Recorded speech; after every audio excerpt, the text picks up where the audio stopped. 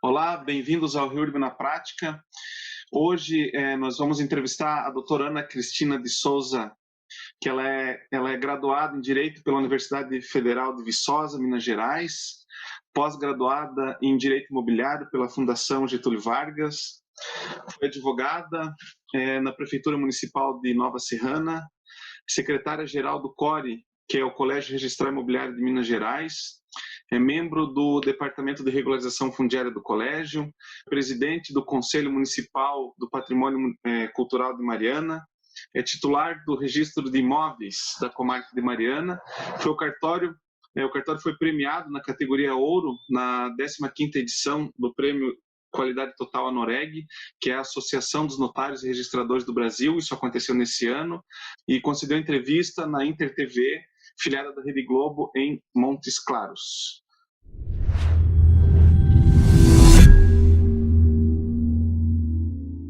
Olá, doutora Ana Cristina, bem-vinda. Olá, André, tudo bem? Tudo Obrigada bem. pelo convite. Eu que Estou aqui agradeço a curiosa. honra de você estar conosco aqui. Não, imagina, a honra é minha. Eu gosto, como eu falo sempre com a Michelle, a gente gosta de espalhar a palavra. Quanto mais a gente puder espalhar a palavra, melhor. Então, doutora Ana Cristina, primeiro eu queria saber que falasse um pouquinho da tua carreira, principalmente por que escolheu a área jurídica para fazer a tua graduação. Porque a área jurídica não tenho a menor ideia, eu acho que foi sorte. Porque eu fiz tanto vestibular para tanta coisa, assim, acabei indo parar no direito e gostei. Já tem muito tempo que eu me formei, mais de 20 anos, e já tem 17 anos que eu passei no concurso, foi o primeiro concurso que foi feito aqui em Minas Gerais, e eu assumi o Registro de Imóveis de Mariana, que é a cidade da minha mãe, né? Minha mãe é daqui, minha mãe mora aqui, e eu vim para cá e assumi aqui Mariana em agosto de 2004. Vai fazer já 16 anos, então. Antes disso eu trabalhei em empresa privada. Quando eu assumi o cartório, eu trabalhava na Samar. E antes disso eu trabalhei em procuradorias municipais, enfim. Tenho uma experiência em várias áreas. Mas a regularização fundiária, na verdade, que é mesmo assim a grande paixão da minha vida, assim, o que eu gosto muito mesmo de fazer é levar a palavra da REURB, né? Assim, de ensinar e de estudar a REURB, né? Eu atualmente estou na Diretoria Nacional de Regularização Fundiária, né, do CORE Brasil.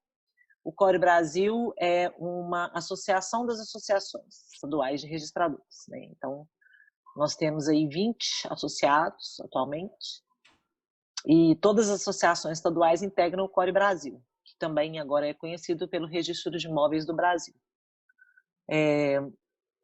Antes disso, né, eu integro também a diretoria executiva do CORE Minas, que é o Colégio Registral Imobiliário de Minas Gerais, que é a Associação dos Registradores de Minas. Sou secretária executiva do CORE, sou também diretora de comunicação do CORE, e integro ainda a diretoria de regularização fundiária do CORE Minas, que é onde a gente estuda e se aprofunda nas questões da regularização fundiária. Eu, a Michele Cunha, né, o Zé Celso, lá de Itabira, e outros colegas também. Estamos lá diretamente lidando com as questões da REURB, né, diuturnamente. Perfeito. O trabalho do oficial não tem uma relação apenas com regularização fundiária. Mas você saberia me dizer os trabalhos que você desenvolveu, que você participou antes da 13465, o impacto que a publicação da lei teve no trabalho e os problemas que você enfrentava antes dessa publicação e que com ela, em tese, foram resolvidos, né? E os destaques que você poderia dar, quais os principais destaques da lei, os destaques positivos que você São falar? muitos, viu, André? São muitos. Realmente, a evolução da legislação, né, da 11.977 para a 13.465 é realmente muito grande. A gente começou a trabalhar com regularização fundiária logo que saiu, né, a 11.977 em 2009.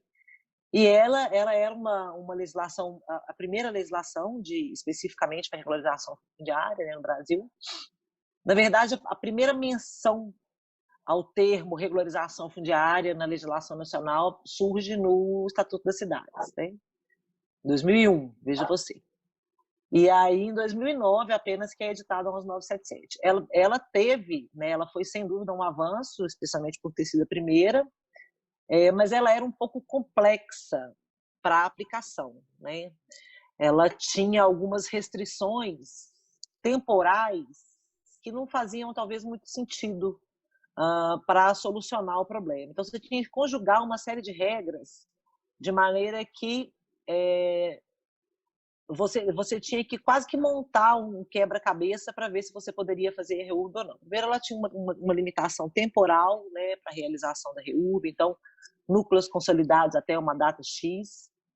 Ela tinha algumas questões que não se permitia, por exemplo, a regularização fundiária em área de APP em REURB-E. Nem existia o termo REURB-E na regularização específica. O processamento dela era um processamento mais complexo. Uma parte era feita pelos cartórios, uma parte era feita pelos municípios, e isso acabou, na prática, gerando algumas dificuldades para que a 11977 fosse amplamente aplicada, né? Exigia-se o rito dela mesmo não era um rito muito fácil, muito simples de ser operacionalizado, sabe? E ela não resolvia todas as situações. Por exemplo, você não tinha uma solução para a ocupação de imóveis públicos. Muita gente acha, né, que ocupação de imóveis públicos é um problema de má-fé, né, de invasão de área pública. E a gente que está aqui na ponta da lança, né, sabe que não. Né? Aqui em Mariana, por exemplo, 90% das ocupações irregulares foram geradas pelo próprio poder público. Sim. E essa é a realidade em muitos municípios do Brasil. E você não tinha uma forma de titular essas pessoas, porque ou você titulava por compra e venda, ou você titulava por doação, ambas exigindo legislação municipal, ou você titulava por aqueles institutos que foram criados como forma de tapear o problema, né? Que é a CDRU e a CUEM, né? A concessão de uso especial de moradia e a cessão de direito real de uso. Mas esses instrumentos, embora sejam úteis para resolver o problema da questão da moradia, eles são muito limitados, né, sob vários outros pontos de vista. E não permitem, por exemplo, que você faça, ou que você adquira, ou que você contrate, perdão, um financiamento imobiliário para a aquisição daquele imóvel. Até porque o CDRU, por exemplo, ele é um direito provisório, a CDRU, né? Concessão. Então, a 13465 avança não só na questão do processamento, mas ela resolve também a questão da titulação através da criação do Instituto da Legitimação Fundiária.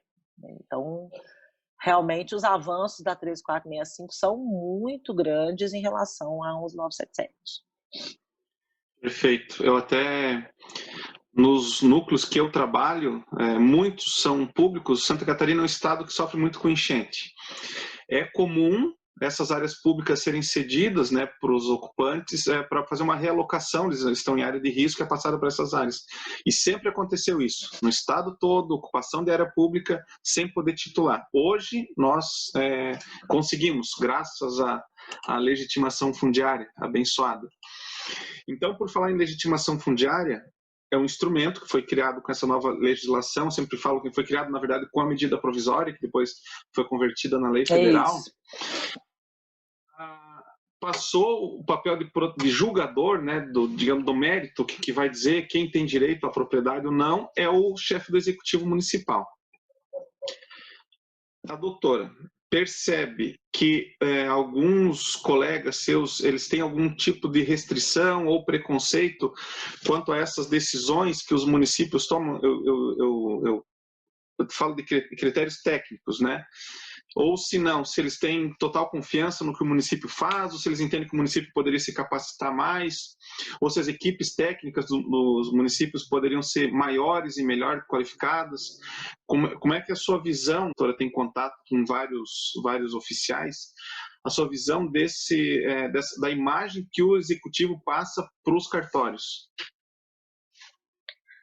Pois é, André, essa é uma pergunta interessante, pelo seguinte, uma das mudanças, né, bastante significativas da 11977 para a 3465 é exatamente o papel do município no processamento da REU, né? O que o legislador disse, em suma, foi o seguinte: olha, município, a competência para tratar de parcelamento e gestão do solo urbano é sua, né? Então, você é que vai conduzir o procedimento de regularização fundiária. Ao registrador de imóveis vai caber tão somente o registro do título que for gerado pelo município. É isso, em suma, o que a lei diz, né? No regramento da 11977, não. O oficial participava, por exemplo, né, desde lá do ADU, fazendo auto de marcação urbanística, fazendo notificação dos comprovantes. Eu considero que essa decisão da 13465 é uma decisão bastante acertada. Agora, existem vícios, né, que vêm da legislação anterior e que se mantiveram através de entendimentos um tanto quanto equivocados, eu considero, da legislação atual, né? E por que eu digo isso? Porque a 3465 ela quebra uma série de paradigmas registrais imobiliários, né? Princípio da continuidade, por exemplo, princípio da especialidade subjetiva e outros. E para um registrador acostumado, né, a atuar estritamente dentro de uma legislação já bastante conhecida, 6766, 6015, a própria 1977, no final das contas, existe, vamos dizer assim, uma espécie de um período de adaptação, né? Mas aí agora eu vou falar por Minas Gerais, que é onde a gente já desenvolve esse trabalho há 3 anos, né, desde quando foi editado, desde quando a MP foi convertida em lei, que foi em julho de 2017. O que é o trabalho que a gente faz no Core Minas, né? O trabalho é um trabalho de conscientização do registrador imobiliário, né, para essa nova realidade da REURB. Mas não é só para o registrador imobiliário que a gente faz esse trabalho. A gente também faz esse trabalho para as prefeituras, para as equipes das prefeituras municipais. Por quê? Não é um privilégio, entre aspas, do registrador estar apegado à legislação anterior. Muito pelo contrário, a gente encontra muito mais resistência nos municípios do que entre os registradores. Porque o registrador quer, no final das contas, é registrar, né? Quanto mais imóveis regulares ele tiver ali no seu banco de dados, né, nos dados da sua serventia, mais dinheiro ele vai ganhar, no final das contas, né, se você for analisar. Mais trabalho ele vai ter, mais desenvolvimento econômico, tudo. Então, o registrador não quer colocar obstáculo. Ele coloca, eventualmente, por essa herança de uma legislação que foi completamente mudada com a 13465. Mas, como eu disse, né, os registradores não são os únicos a fazer isso. Os municípios fazem muito isso, né? Existe ainda muito apego a 11977, principalmente em razão das questões ambientais, que foram bastante flexibilizadas pela 13465. Então, a gente dá um treinamento, eu e a Michele, lá pelo Core Minas, que esse ano a gente só conseguiu dar né, por conta da pandemia. A gente dá um treinamento que a gente tem a gente conta, né, primeiro a historinha toda, né, da evolução da legislação, quando a gente chega na 13465 tem um slide específico que chama desapega. Então tudo que você viu daqui para trás você vai ter que desapegar para aprender a usar a lei dali para frente. E a gente já treinou vários municípios de Minas Gerais, Belo Horizonte, Betim, Brumadinho, Mariana, Ouro Preto, Vespasiano, Santa Luzia, ali o entorno de Belo Horizonte, a Grande Belo Horizonte, 7 Lagoas, nós já treinamos todo mundo. E a gente vê que realmente existe esse apego, né? E a pessoa chega lá falando assim, eu me lembro de um funcionário da prefeitura de Brumadinho, que ele falava, ele sentou lá na última cadeira do treinamento e ele falava assim, vocês não vão me convencer a não pedir licenciamento ambiental para essa REURB. Aí eu peguei no pé dele o treinamento inteiro, foi até muito engraçado esse treinamento. Eu peguei no pé dele o treinamento inteiro e no final do treinamento ele falava assim, vocês me convenceram. Porque realmente é um Aleluia. exercício de desapego, sabe? Sim. Eu sei entendo a disso. dificuldade das pessoas. Eu presto consultoria para alguns municípios e num deles, na REURB, eu vi o processo e estava lá a exigência do licenciamento ambiental para abertura de loteamento. Né? Abertura de loteamento, área consolidada, tudo a ver. E um segundo exemplo, um segundo município que eu tive uma experiência parecida, eu tive uma reunião com a Comissão de Regularização Fundiária, e lá tinha uma engenheira ambiental que representava a fundação do meio ambiente, e aí eu falei, olha, uma coisa é a APP, outra coisa é a área não edificável que a gente tem que manter dentro daquele núcleo, tem uma diferenciação entre a REURB, a modalidade específica e a social, para cobrar essa área não edificável. Daí ela falou, tá, mas onde que está isso na lei? Não, está aqui. Né? Está no Código Florestal, na verdade. No decreto. Isso. Está aqui. Está no Código Florestal, artigo 64, 65. Isso, aqui está falando que a cobrança, né, a exigência é só na REURB, mas eu vou cobrar na S também, porque no artigo da S não fala nada. Ah, pois é. Então é difícil argumentar, porque, enfim, são equipes multidisciplinares, eu entendo que o papel jurídico é importante, eu não quero desmerecer nenhuma outra área, mas uma das dificuldades que eu encontro sempre é essa conversa, né, entre o setor jurídico com o técnico de engenharia, topografia, para conciliar as áreas sociais e técnicas, enfim, né. Mas, aproveitando esse gancho, não sei, a doutora queria falar mais alguma coisa sobre isso? Não, eu só queria falar, te dar uma dica, na verdade, né, para quando você fosse lidar com os municípios que têm esse tipo de entendimento, você pode desafiar qualquer pessoa, né, que trabalha ali com a 13465, com o decreto 9310, a procurar o termo licenciamento na lei. Sim. Não existe. Buscador, né? Não existe. Pode dar um Ctrl+F lá, um Ctrl+L. Não existe o termo licenciamento ambiental. Né? O tempo todo, a lei tem a preocupação de usar o termo correto, que é estudo técnico ambiental. Justamente para quê? Para que você não venha, né, a ser surpreendido com um entendimento de alguém que diga que você tem que ter, por exemplo, um licenciamento estadual a depender do tamanho do seu empreendimento. Porque aqui em Minas tem um decreto estadual voltado para parcelamento do solo, né, loteamento, em que você precisa remeter essa aprovação, a depender da quantidade de lotes que vão ser criados, você precisa remeter essa aprovação para o órgão ambiental estadual. E a Lei 13465 não exige isso de maneira nenhuma. Né? Por quê? As pessoas precisam ter em mente que nós estamos trabalhando com o passado. É completamente diferente do que se faz a partir da 6766 e da legislação de uso e parcelamento do solo. Ali nós estamos falando de futuro. Perfeito. Para a aplicação da 13465, nós estamos falando de passado. Então, você vai pedir licenciamento ambiental para uma coisa que já está lá há 20 anos implantada? A gente não pede licença depois que a gente passou, não. A gente pede licença antes de passar, né? Claro. Perfeito. Esse é outro elogio que eu faço à lei, é o emprego correto dos termos. Quando ele fala proprietário, eu sei que ele está se referindo à matrícula. Quando ele fala ocupante, eu sei do que ele está tratando. Quando ele fala dos estudos técnicos, eu também sei do que é. Quando ele fala de lote, eu sei do que ele está falando. Quando ele fala de unidade imobiliária, eu sei do que ele está tratando. Esse é um elogio. Né? Perfeito, concordo. Né? Então, até um comentário, porque eu tomei conhecimento há poucos dias de um projeto de lei que tenta alterar alguns artigos ou incluir alguns artigos, e eu percebi que tem uma confusão na utilização dos termos. Então, se passar daquele jeito, vai criar mais confusão do que solução, minha interpretação, porque ele não soube utilizar, a lei tomou esse cuidado, esse projeto de lei não está tomando, né? Mas, seguindo, a gente falou dessas dúvidas, né, dessa novidade para o executivo. Mas a doutora também palestra e ministra, né, as palestras para os oficiais registradores. Sim. Quais são inúmeras, né? Inúmeros questionamentos e dúvidas técnicas e desapegos, né, que eles têm que tomar. Mas quais os destaques, né? Quais as principais dúvidas técnicas que sempre se repetem em todas as palestras e quais são as respostas que a doutora dá para essas dúvidas técnicas? Nossa senhora, aí a gente ia precisar de uma live de 18 horas. Por isso que eu falei as principais.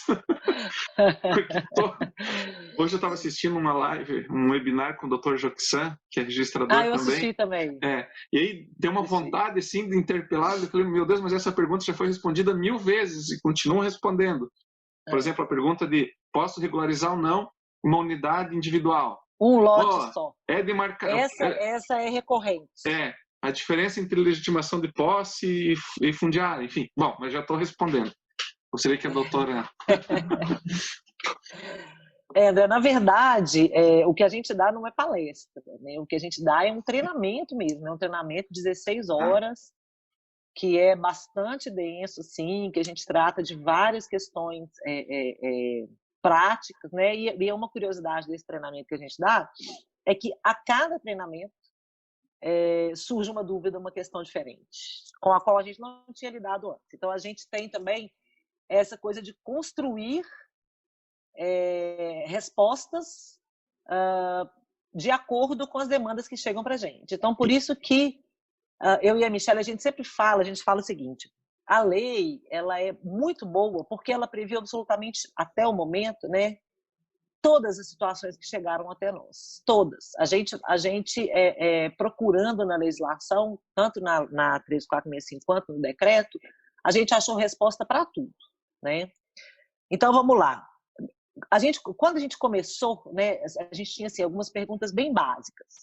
A primeira delas, eu acho, está inclusive no artigo 1º do decreto 9310, que fala do corte temporal de 16 de dezembro de 2016, né?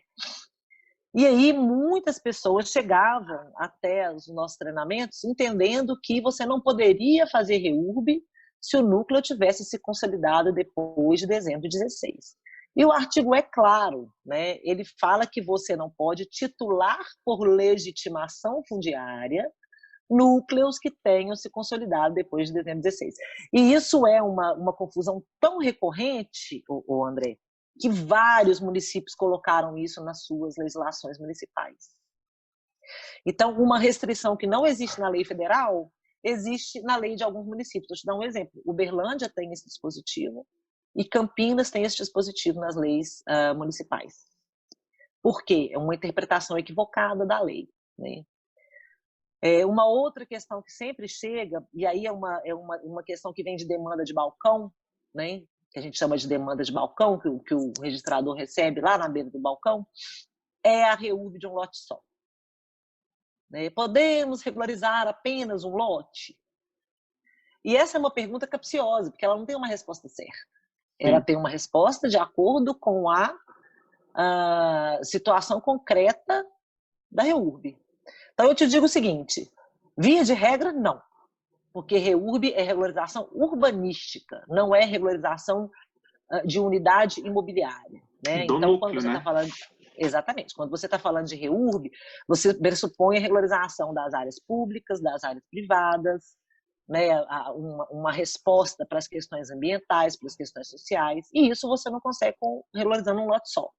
Mas pode ter uma determinada situação em que você tem uma REURB meramente titulatória, né, em que você tem lá um loteamento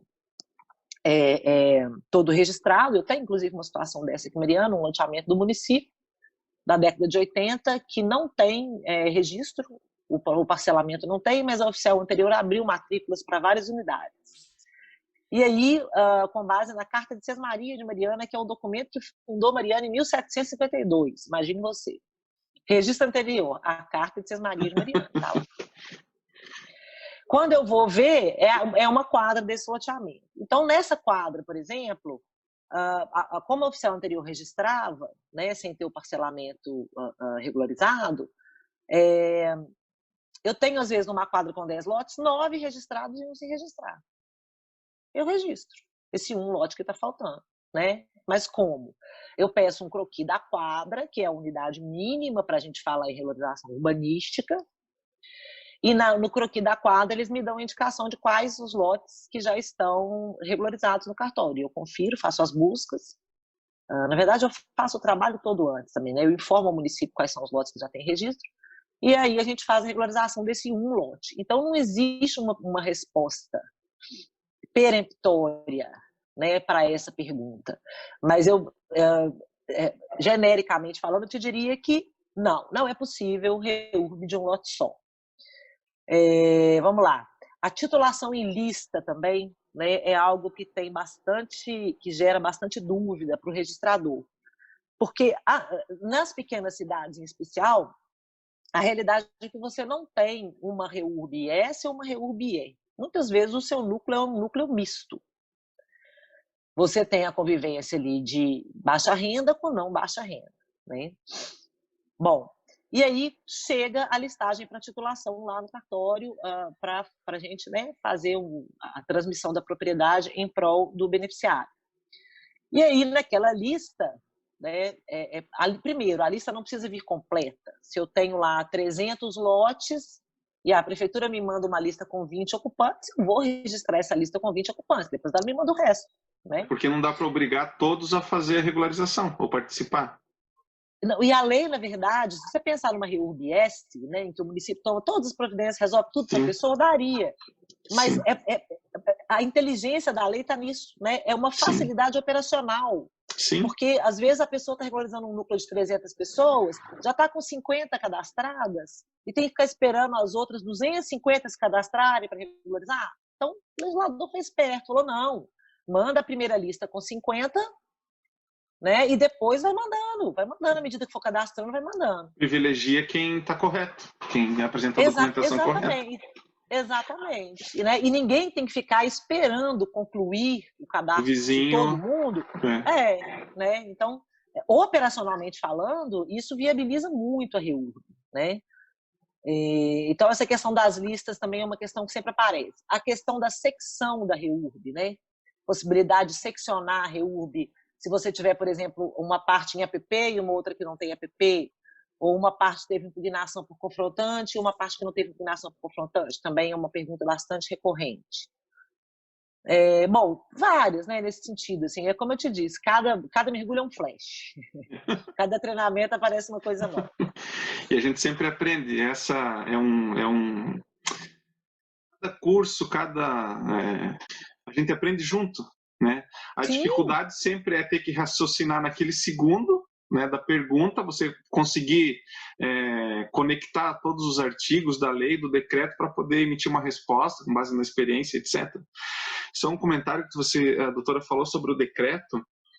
A impressão que eu tenho é que quando a lei foi publicada, que se colocou em prática, todas as dúvidas que surgiram, as respostas estão no decreto. Resolveram no decreto. Aplicação. Não, mas não é uma impressão, não. Não é uma impressão, não. Eu me recordo que em março de 2018, o decreto ainda não tinha saído. Ele saiu... em fevereiro de 2018. Ele saiu no dia 15 de março, se eu não me engano, de 2018. E a gente tinha feito um evento com o Silvio Figueiredo, no Core Minas. E o Silvio acabou meio que virando assim, um mentor da gente, né? Ele contou as histórias da aprovação. Ele foi o mentor da lei, então? Exatamente, da aprovação da lei. E eu me lembro dele mencionar naquela ocasião que estava quase saindo do decreto. Ele falou assim, olha, a gente está fazendo um decreto exatamente para dirimir essas dúvidas e deve sair agora. Quando foi no dia 15 de março, o decreto saiu. Então não é uma impressão sua, não. Foi de fato pensado para isso. Porque a resposta está ali, ipsis literis, né? Então, sobre essas dificuldades, os municípios, alguns têm se dedicado com mais afinco, outros menos, a aplicar a regularização fundiária. Para que daqui a alguns anos a gente não precise de outra legislação, né, que tenha que abarcar novas formas de ocupação, a doutora, nesse convívio com os municípios, percebe que eles têm se dedicado à fiscalização para evitar novas ocupações irregulares, tanto quanto se dedicam à aplicação da REURB para os núcleos já consolidados? Essa é uma pergunta... Se eles entendem essa importância, sabe, de manter a fiscalização ativa para evitar as novas ocupações? Essa é uma pergunta bem difícil de responder, André. Pelo seguinte, eu não tenho experiência com outros municípios, prática de ver essa questão, né, da fiscalização. Eu posso falar aqui por Mariana, né? Infelizmente aqui não. Porque as pessoas precisam entender, né, acima de tudo, que os problemas a gente não resolve necessariamente com a caneta. O brasileiro tem a mania de achar que você vai dar canetada e vai resolver um problema que vai muito além do alcance da caneta. Então, por mais que você tenha 1000 dispositivos em todas as legislações, a 6766 tem, a 13465 tem, a 11977 tinha, a própria Constituição Federal tem. Dispositivos no sentido de que é competência do município e é dever do município zelar pelo parcelamento do solo, pela garantia da função social da propriedade, pela garantia da função social da cidade, né? Para você promover o equilíbrio ambiental, né? A distribuição de renda, enfim, tudo isso que permeia a vida na cidade, na prática, isso não acontece. Né? O que a gente vê, de fato, é muita manipulação política e a apropriação do solo urbano como uma forma de ganho de capital, e aí capital você entenda, né, no seu significado mais amplo, capital político, né, capital financeiro. Não que eu seja contra isso, muito pelo contrário, eu sou super a favor do capitalismo. Mas a cidade não pode ser, né, rifada. Né? A cidade não pode ser rifada porque nós todos vivemos na cidade. Então, a partir do momento que a gente aceita, né, essa rifa da cidade, seja rifando a periferia para o pobre morar, incentivando uma invasão ou fingindo que não está vendo, seja mantendo, né, espaços vagos dentro da cidade sem tomar nenhuma providência a respeito daquilo, enfim, seja por ação, seja por omissão. O município tem coadunado com essas práticas. Né? Você veja, por exemplo, eu já pesquisei isso assim, informalmente, entre vários colegas e as pessoas, todas de várias prefeituras que já fizeram os nossos cursos. Até hoje eu não me deparei com nenhuma legislação municipal que regulamentasse, por exemplo, o IPTU progressivo ou a edificação compulsória. Você entendeu? Então, assim, a lei da regularização, ela é para regularização, né? É para resolver o passado.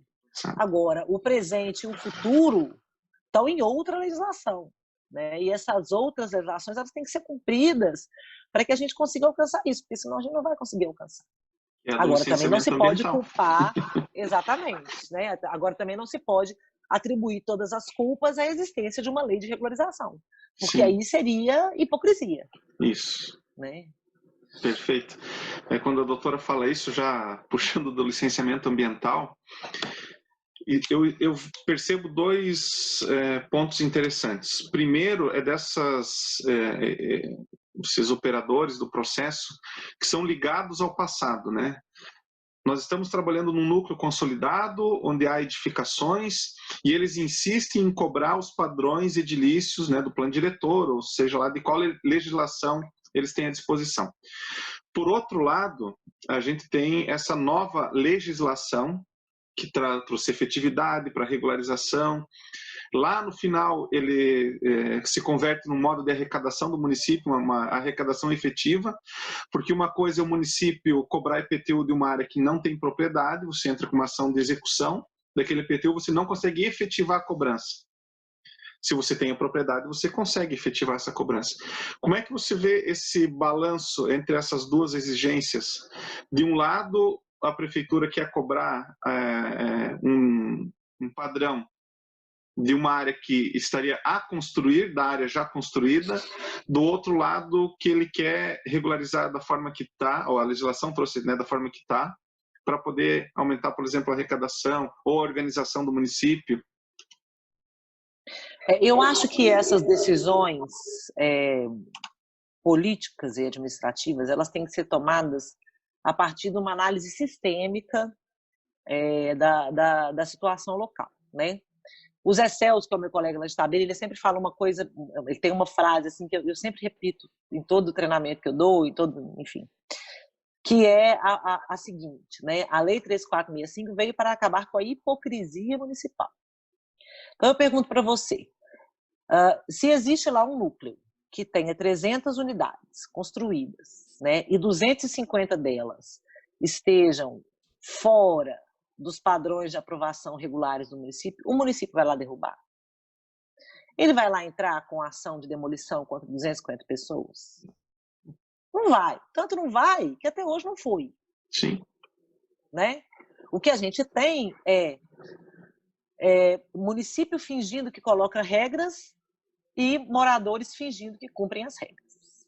Então, é uma hipocrisia de lado a lado. Né? Como eu acho que os municípios devem encarar isso? Eu acho que em algumas situações realmente não tem como a gente ceder. Né? Primeiro, aquelas que estão fora da possibilidade legal. Então, por exemplo, numa REURB a regularização de uma edificação em área de APP. A menos que o município tenha alguma lei, dentro da faixa de 15 metros. A menos que o município tenha ali alguma lei muito específica, né, considerando uma situação local muito peculiar, ele não tem como fazer isso. Então, isso daí ele não tem como realmente regularizar. Mas outras, né, ele pode abrir mão. Até mesmo algumas que a lei permite, porque a lei não entra na questão da edificação. Então, a questão da edificação fica muito dentro da análise de conveniência e oportunidade do município. Ele vai mesmo querer derrubar um prédio de 5 andares? Porque está fora do gabarito? Porque construiu um andar a mais, sei lá? Né? Então, se ele vai, ele vai. Aí ele vai entrar na justiça com a ação demolitória e vai fazer o sujeito demolir.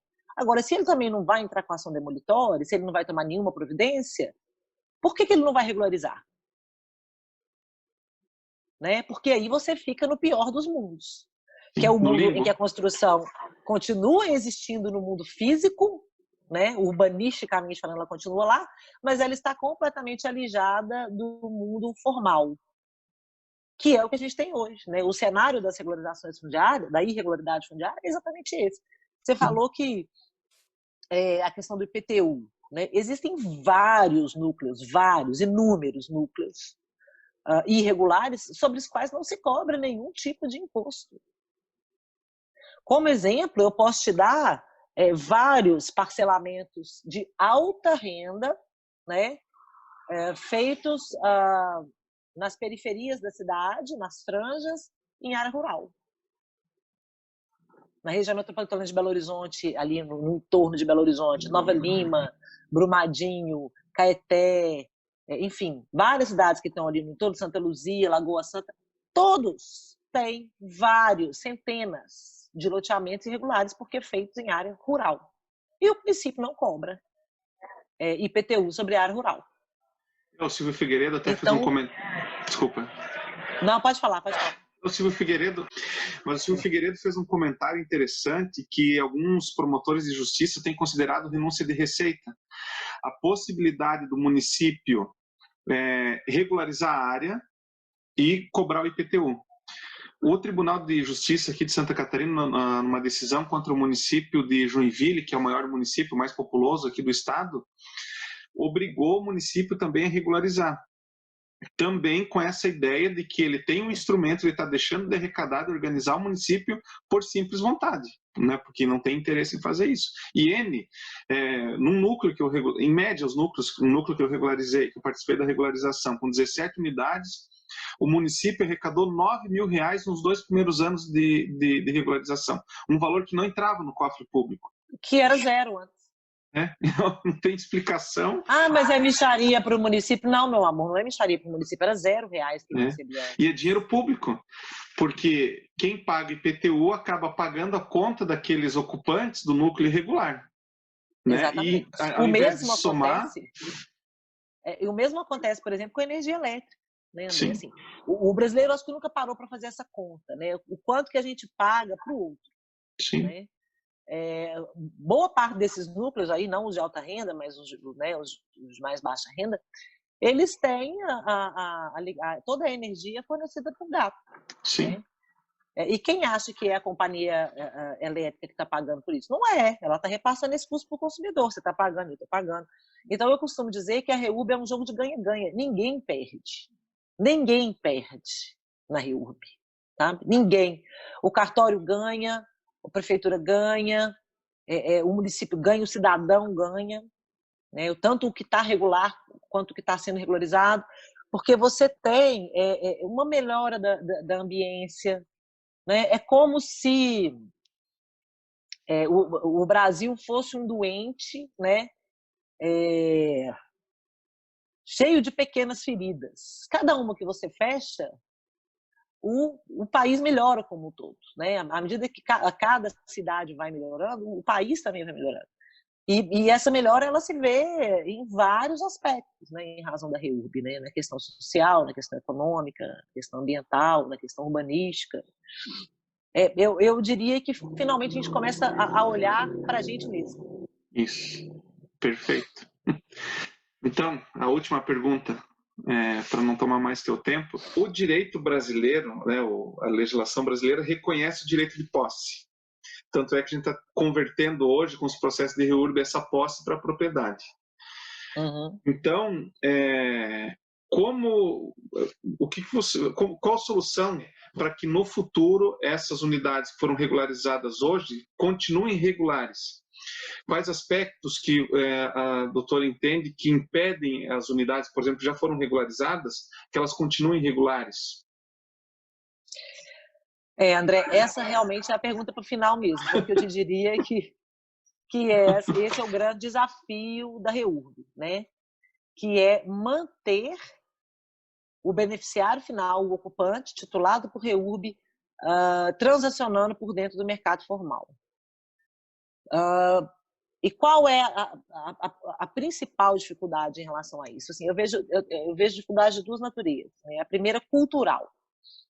Durante muitos anos, o Brasil acostumou as pessoas a transacionarem pelo mercado informal. E isso, em algum momento, representou uma vantagem para elas também, porque elas ficavam livres dos impostos, né? Ficavam livres da fiscalização, né? Ficavam livres das contas de luz. Mas também representou um peso muito grande para essas pessoas, porque elas vivem num ambiente completamente inseguro, né? Amedrontadas, né? De perderem ali a sua casa construída com tanto sacrifício. Elas são alijadas do mercado formal de crédito. Então, eu acho que, primeiro, a gente precisa trabalhar uma mudança de cultura. A gente precisa habituar essas pessoas a passarem a circular por dentro do sistema, né? E aí, é uma coisa também que a gente sempre defende, o Zé Celso sempre defende, a Michele sempre defende, eu sempre defendo. Essa pessoa não pode sentir o peso da REURB, ela não pode sentir o ônus da REURB antes dela sentir o bônus da REURB. Então, primeiro, ela precisa ver como é bom ela viver num mundo regularizado, né, numa área urbanizada, ambientalmente protegida, um lugar agradável que traga para ela a melhor qualidade de vida possível, para que depois ela venha a sentir o peso da REURB, que é o imposto, né, e os custos de se transacionar por dentro. Aqui em Minas, a gente fez uma proposta para a Assembleia Legislativa, que está sendo lá analisada pelos deputados, que é a de conceder um desconto no registro de imóveis para as unidades regularizadas após a REURB. Então, por exemplo, se a pessoa vai pegar um financiamento imobiliário, ela teria um desconto nos emolumentos, né? Se ela vai vender para uma outra pessoa, assim, com financiamento bancário também, ela também vai ter um desconto. Esse desconto é variável de acordo com a faixa, etc, etc, mas é algo que a gente pensou para incentivar, né, a captação de crédito por esses beneficiários e a circulação por dentro. Outra coisa também que a gente acha que o município deve considerar, né, é um escalonamento dos impostos. Você não precisa começar cobrando o IPTU do sujeito no ano seguinte, como os outros todos pagam. Sim. Você pode fazer um escalonamento ali, que ao longo de 2, 3, 4, 5 anos você vai equilibrando isso. Lembrando, né, que é uma receita que o município não tinha.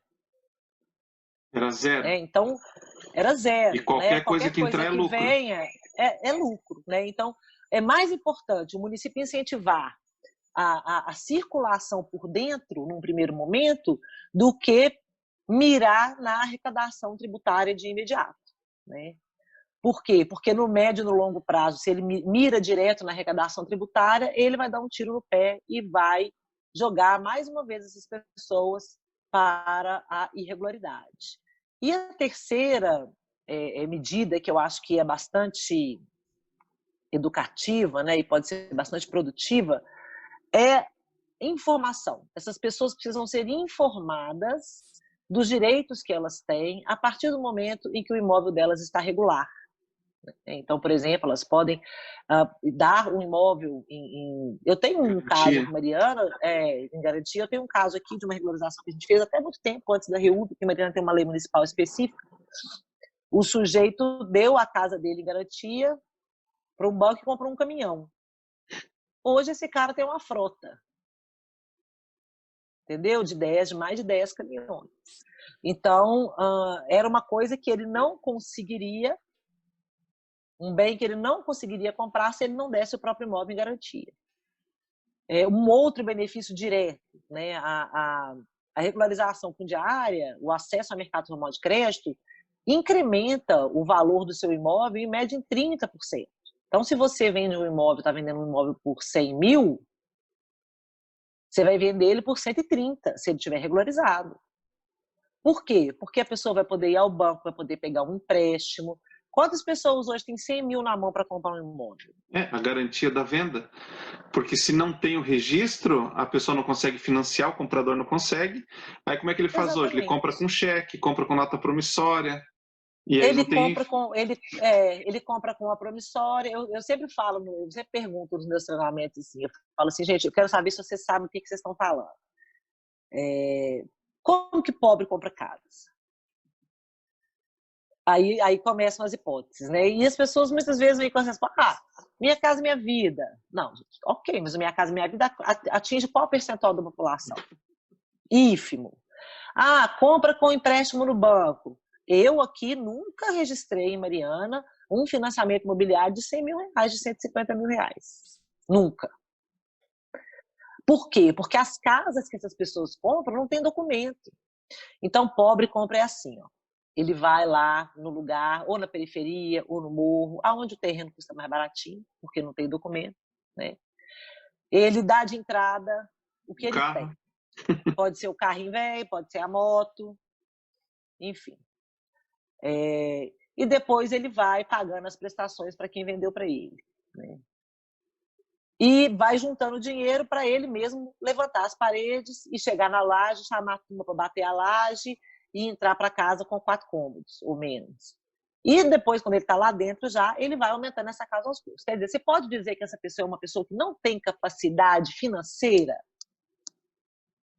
para adquirir qualquer coisa? Claro que ela tem. Ela adquiriu? Né? Ela comprou o lote, ela comprou o material de construção, ela pagou o pedreiro. Às vezes é ela que faz, mas às vezes precisa de um pedreirinho. Então, essa pessoa tem uma capacidade de pagamento, né? Ela poderia ter comprado a casinha prontinha e está morando dignamente desde sempre se ela pudesse conseguir um financiamento do banco. Aí, o que acontece? Como você tem muito poucas pessoas que têm dinheiro vivo para pagar alguma coisa, você tem que reduzir o valor do seu imóvel.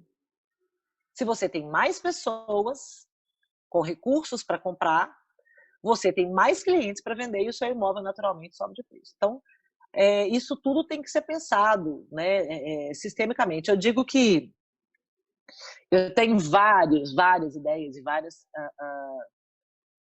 propostas, né, assim, em termos de soluções para os municípios, né? Eu acho que o município precisa ter um programa específico para regularizar, tem que trabalhar com arquitetura pública, fazer parceria com universidades, né? Botar essa meninada para fazer as build aí dessas casinhas, criar procedimentos simplificados de expedição de habite.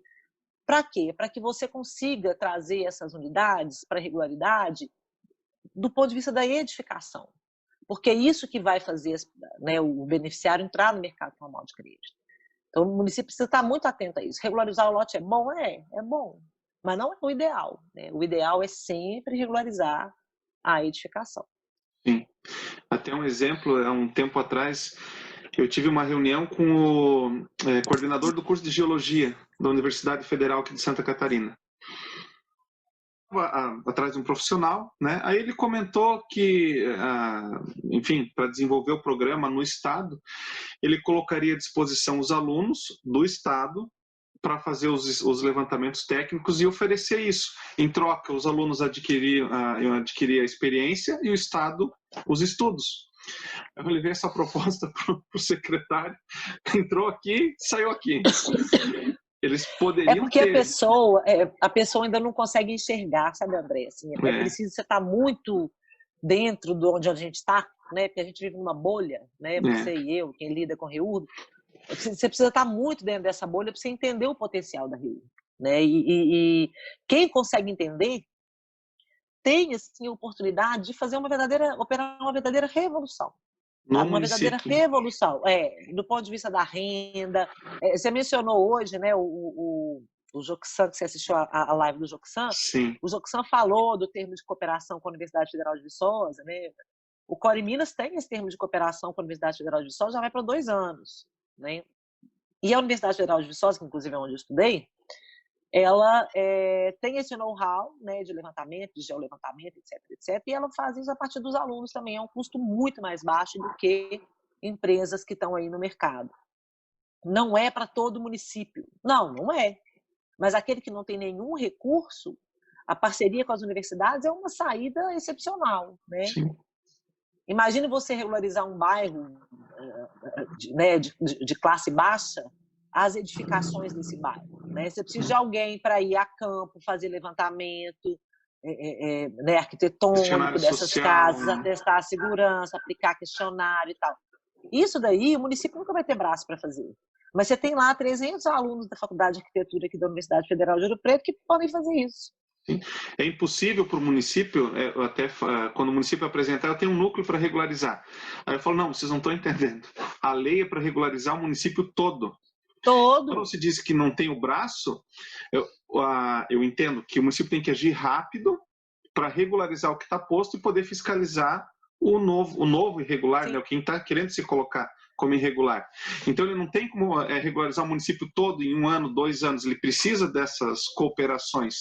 E é o isso trabalho tem que correr em paralelo, né, André? Perfeito, perfeito. Então, é porque esse trabalho tem que correr em paralelo. Agora, não adianta o município achar que ele vai fazer tudo da noite para o dia. Né? Não tem como. Né? Mas ele tem que começar por algum lugar. Ele tem que começar por alguma iniciativa.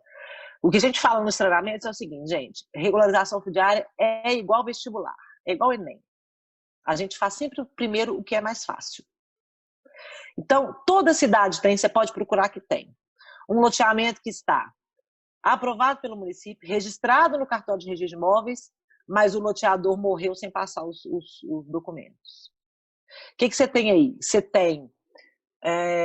você não pode obrigar a família a fazer aquele inventário, porque imagine se a família vai ter condição de pagar ITCD de 300 lotes, que o sujeito vendeu, inclusive, antes de morrer. Às vezes a família ninguém aguenta pagar. Não, ninguém aguenta pagar ITCD de 300 lotes que não é mais da pessoa, né? Se for da pessoa, ok, mas se REURB não é mais da pessoa. Se não é mais da pessoa.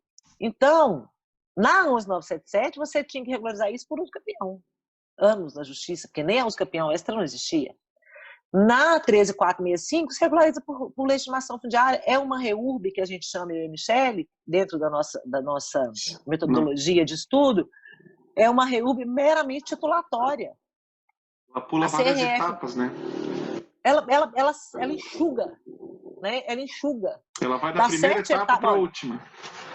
Ela não tem notificação de confrontante, ela não tem apuração de perímetro, ela não tem... Os estudos técnicos, porque o loteamento foi aprovado. Nenhum estudo técnico ambiental, ela não tem projeto urbanístico, ela não tem projeto de regularização fundiária, ela consiste basicamente de cadastro dos ocupantes e titulação por legitimação fundiária. Quer dizer, o município... Isso aí é algo que você faça dentro do município em 60 dias, não mais do que isso. Né? Sim. E você tem ali, dentro da regularidade, 300 imóveis que estavam irregulares. Então, é preciso que os municípios enxerguem isso. Né? Vamos fazer primeiro o que é mais fácil. Às vezes você tem lá um loteamento que está aprovado, mas que não está registrado. Gente, a regularização é muito mais fácil, né? Tá um parcelamento que está aprovado, mas não está registrado, às vezes foi executado idêntico, e não foi registrado por motivos, por exemplo, né? Eu tenho aqui, Mariana, o sujeito não conseguia tirar as certidões do artigo 18 da 6766. Então, assim,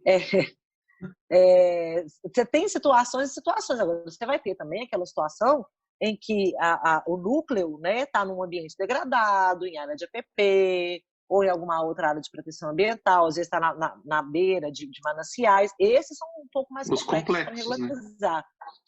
Né? Mas eles também são regularizáveis, né? Agora, vamos fazer o que é mais fácil primeiro, que a gente deslancha, aprende a fazer, porque você tem que aprender a fazer, né? REURB é uma coisa que você aprende fazendo. Sempre que eu fecho consultoria para fazer um plano piloto, eu digo, vamos pegar o mais fácil. A lei é nova, aí vocês querem complicar no começo, vai chegar o processo no cartório, o cartório não fez nenhum registro de REURB, vocês querem começar com uma área que está dentro do rio, com as casas dentro do rio, com palafita, não vai dar certo. Exatamente. Vai travar tudo. A lei beneficia o que está correto para dar preferência para ele, e o que a gente está fazendo aqui é o contrário, a gente está fazendo primeiro o difícil, que vai acabar atrasando o que está correto. Exatamente. E essa coisa também, né, o que o município também precisa aprender, né, a secção, né, da REURB, né? Se você tem um núcleo lá, a gente está ajudando numa regularização fundiária aqui em Betim, são 5.000 unidades habitacionais, né? Mas o que a gente acordou com a prefeitura? A gente acordou o seguinte, até um projeto muito bacana que envolve uma ex-colônia de leprosos no município de Betim. A gente acordou o quê? Vamos pegar aquele centrinho ali, né? 3, 4 quadras e vamos primeiro regularizar esse centrinho. Por quê? Porque eu sei que lá tem toda a infraestrutura, então não vou ter que fazer obra, né? Eu sei que lá não tem questão ambiental, porque não está em área de APP. De risco.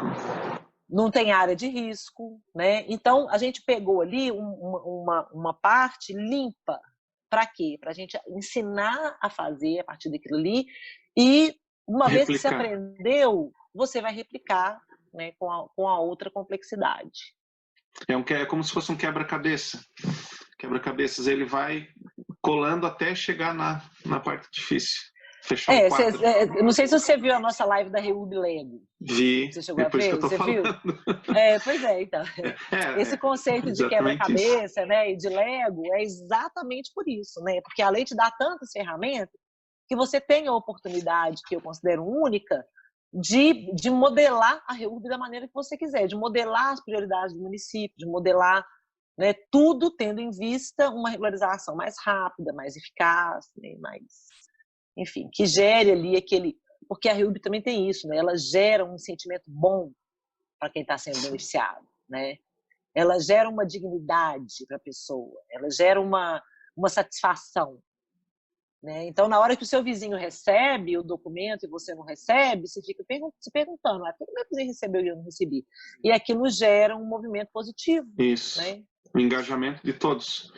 Exato. Até na minha apresentação que eu faço para as comunidades, quando eu falo dos pontos positivos de participar do processo, o número 1 é dignidade. Essa palavra que eu uso para as pessoas, né? Quem não quer ser proprietário daquilo, né, que está ocupando, né? Por falar em proprietário, até é difícil essa comunicação que a gente tem com a comunidade, até na terminologia, né? Por exemplo, tem sempre a confusão de escritura pública e matrícula imobiliária. Né? Nossa! A titulação é a matrícula. Aí eu aprendi, né, e agora eu já faço essa tradução simultânea. Mas no começo as apresentações era assim, eu falava, então vocês vão receber cada uma a sua matrícula imobiliária. Acabava a apresentação e levantava a mão. Tá, mas a minha escritura, e a minha escritura? Tem quando?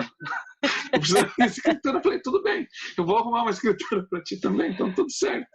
Mas tem isso.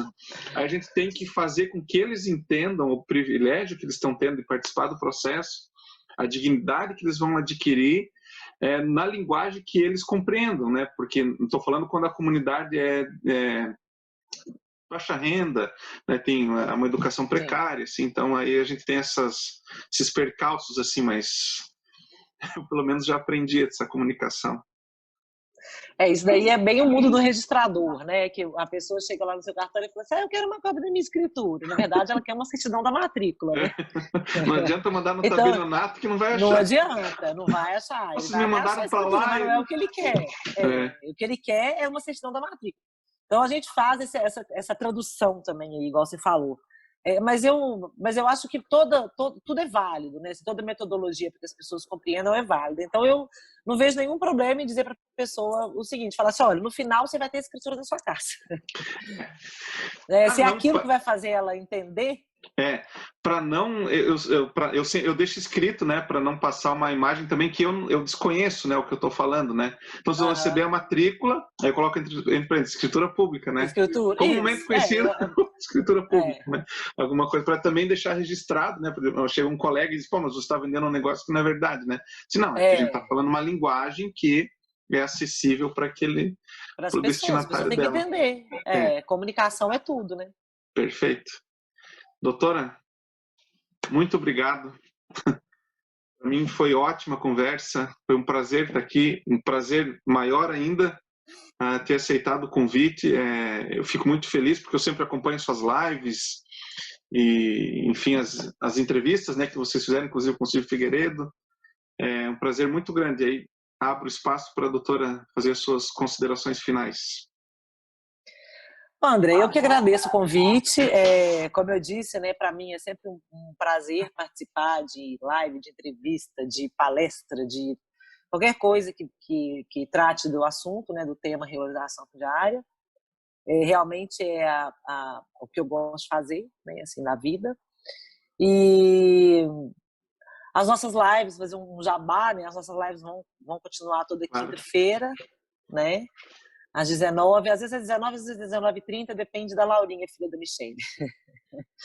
Na próxima quinta-feira é sobre extremação, não é? Isso, amanhã, isso. É sobre extremação. A próxima quinta é sobre extremação. Bom, mas enfim, queria muito agradecer o convite, dizer que a gente está sempre às ordens e o que você precisar, só chamar. Prazer, então. Obrigado. E agradeço para quem está assistindo mais uma vez. Obrigado, doutora. Um abraço. Eu que agradeço. Até mais, pessoal. Obrigada.